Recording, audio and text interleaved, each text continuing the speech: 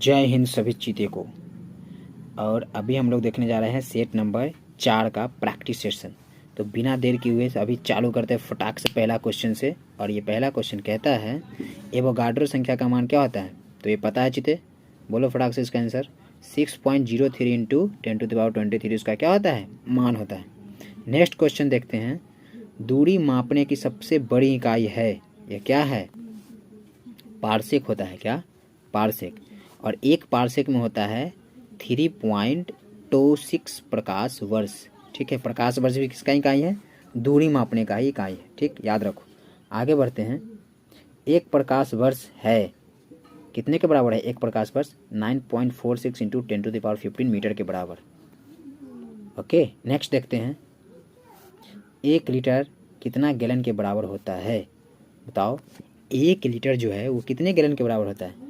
तो 1 लीटर जो होता है 0.2642 के बराबर होता है, इतने गैलन के बराबर। और एक बैरल में कितना लीटर पानी आता है, एक बैरल में, तो 159 लीटर एक बैरल में, 1 बैरल। नेक्स्ट देखते हैं। एक फर्मी में कितना मीटर होता है, एक फर्मी, फटाक से जवाब दो। 10⁻−15 मीटर, एक फर्मी में 10⁻−15 मीटर। ठीक है, और एक माइक्रोन में 10⁻6। ये भी बहुत इंपॉर्टेंट क्वेश्चन है। एक पीको में 10⁻12, एक माइक्रोन में 10⁻−1। आगे बढ़ते हैं, सब इंपॉर्टेंट बातें हैं। ठीक है, लॉगरिथम के आविष्कारक कौन थे, लॉगरिथम के आविष्कारक थे आपके जॉन नेपियर साहब। कौन थे, जॉन नेपियर। ठीक, नेक्स्ट देखते हैं। क्वांटम सिद्धांत के प्रतिपादक, ये बताओ। ये तो इतनी बार रिपीटेड क्वेश्चन है, रिपीट ही रिपीट होता है ये क्वेश्चन। मैक्स प्लांक साहब। ठीक है, ये थे आपका क्वांटम सिद्धांत का। ठीक, वायुमंडल की आर्द्रता मापने वाला यंत्र जो होता है वो क्या होता है, आर्द्रता माप रहा है, याद रखना। यहाँ पे एक होता है आर्द्रता, एक होता है घनत्व मापने का। ठीक है, तो जब आर्द्रता मापता है तो इसको बोलते हैं हाइग्रोमीटर, और जब घनत्व मापता है तो हाइड्रोमीटर। बोलो। हाइड्रोफोन पानी में सुनने में काम आता है आवाज़। ठीक है, और मेगाफोन दूर की दूरी को, जब बहुत दूर रहते हैं तो उसमें मेगाफोन, ठीक है, तो उसका आवाज़ होता है। फिलहाल इसका आंसर सही जवाब है हाइग्रोमीटर। ये आर्द्रता मापा जाता है इससे। एक एंगस्ट्रम का मात्रक क्या होता है, एक एंगस्ट्रम में क्या होता है इसका मात्रक, 10⁻10 मीटर। ठीक, 1 एंगस्ट्रम इज इक्वल टू। पृथ्वी के उपग्रह का कक्षीय वेग निर्भर करता है, किस पे निर्भर करता है बताओ। तो इसका कक्षा की त्रिज्या पर निर्भर करता है। कहाँ पे, कक्षा के त्रिज्या पे इसका निर्भर करता है पृथ्वी के उपग्रह का कक्षीय वेग। ठीक, नेक्स्ट क्वेश्चन देखेंगे चीते। घड़ी में चाबी देना उदाहरण है, किसका उदाहरण है घड़ी में चाबी देना, स्थितिज ऊर्जा का है, सीधी सी बात। गतिज तो वो है नहीं, दाब का उसमें कोई संयोग है नहीं। ठीक है, कोई नहीं तो नहीं है। ठीक है, तो इसको बोलते हैं हम लोग स्थितिज ऊर्जा। ठीक है, इसका उदाहरण है घड़ी में चाबी देना। यदि किसी पिंड के संवेग 50% बढ़ा दी जाए तो गति ऊर्जा का मान कितना हो जाएगा। Very very important question. ये बहुत सारे रूप रंग में बनकर आता है क्वेश्चन, बताओ इसका जवाब। जब 50% बढ़ाते हैं तो सीधे इस एक बार बताए थे, क्या बताए थे कि सक्सेसिव वाला लगाओ यहाँ पे। ठीक है, AB/100 अब पुट कर दो, 50 + 50 + 50 इंटू 50 बटा में 100। जब इसको काट पीट करोगे तो ये 2 शून्य से 2 शून्य, यानी 50 50 100 और 50 25, यानी टोटल हो जाएगा आपका 125% का। इसमें क्या हो जाएगा, बढ़त होगा। बोलो हाँ, सक्सेसिव इंक्रीज लगता है। तो इसका राइट आंसर है 125%। क्या हो जाएगा इसका राइट आंसर, 125%। ठीक है, नेक्स्ट देखते हैं। अनुदैर्ध्य तरंग उत्पन्न हो सकती है, अनुदैर्ध्य तरंग उत्पन्न हो सकती है कहाँ पे, सभी माध्यम में, द्रव में भी, ठोस में भी और गैस में भी। ओके, तो इसका सभी माध्यम हो जाएगा। नेक्स्ट देखते हैं। किसी माध्यम में अनुप्रस्थ तरंग उत्पन्न नहीं हो सकते, कौन से माध्यम में अनुप्रस्थ तरंग उत्पन्न नहीं हो सकते।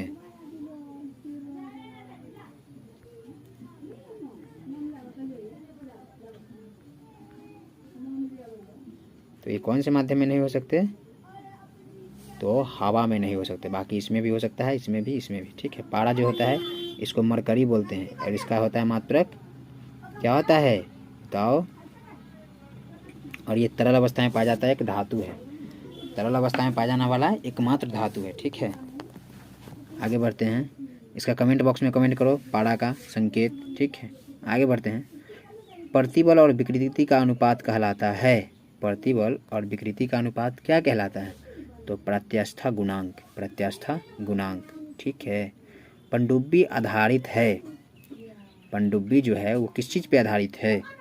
तो ये आर्किमिडीज के सिद्धांत पे, हम लोग पढ़ते थे ना, आर्किमिडीज के सिद्धांत पे होता है। ठीक है, नेक्स्ट है, समुद्र में तैरना नदी की अपेक्षा आसान है क्योंकि यहाँ पे समुद्र का पानी का घनत्व नदी के पानी के घनत्व से अधिक होता है।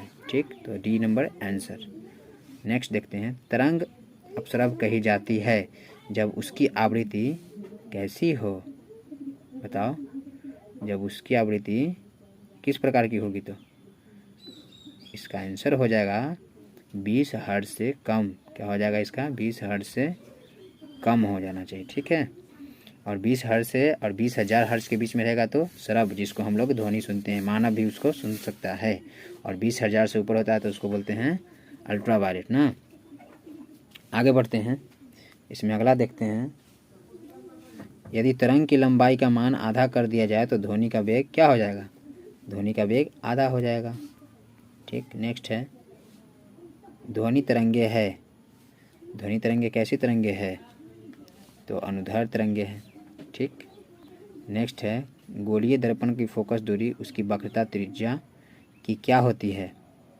तो आधी होती है, यानी उसके 1/2 भाग होता है। उत्तल दर्पण द्वारा बना प्रतिबिंब हमेशा कैसा होता है? उत्तल दर्पण द्वारा बना प्रतिबिंब हमेशा काल्पनिक और सीधा होता है। ठीक है, प्रकाश तरंग उदाहरण है। प्रकाश तरंग किसका उदाहरण है? ये विद्युत चुंबकीय तरंग का उदाहरण है। फटाफट पूरा क्वेश्चन देख लेते हैं। 24 नंबर क्वेश्चन है, फोटोग्राफी कैमरे का अभिदृश्यक लेंस होता है। क्या होता है उसमें? फोटोग्राफी अभिदृश्यक लेंस हमेशा उत्तल दर्पण का उत्तल लेंस का इस्तेमाल होता है।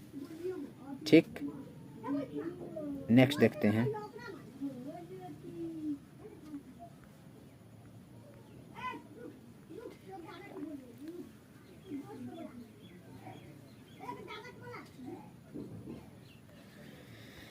चलो यहाँ से देखते हैं। E बराबर MC स्क्वायर का प्रतिपादन कौन सा साइंटिस्ट इसमें से किया था? तो आइंस्टीन। कौन थे वो? Albert Einstein. ठीक है, और इन्हें प्रकाश विद्युत प्रभाव के खोज के लिए इनको क्या मिला था? Nobel prize. इसके खोज के लिए नहीं, प्रकाश विद्युत प्रभाव के लिए। ठीक है, प्रकाश विद्युत प्रभाव की खोज के लिए इनको नोबेल प्राइज मिला था, याद रखना, ये भी क्वेश्चन आता है। ठीक है, चलिए आगे बढ़ते हैं। 26 नंबर देखते हैं। ये कहता है थोरियम का नाभिक को बदला जा सकता है यूरेनियम में। क्या चीज़ में? यूरेनियम में। फ्यूज के पदार्थ का होना चाहिए, फ्यूज का पदार्थ जो होना चाहिए वो कैसा होना चाहिए? उच्च प्रतिरोध का भी और निम्न गलनांक का भी, दोनों साथ साथ। तो ए और बी सही आंसर है, इसका सही जवाब है। ठीक है, 28 नंबर क्वेश्चन देखते हैं। निम्न विद्युत चुंबकीय तरंगों में किसकी आवृत्ति अधिकतम होती है? सबसे अधिकतम किसकी होगी इसमें से? तो अल्फ़ा, बीटा और गामा होता है।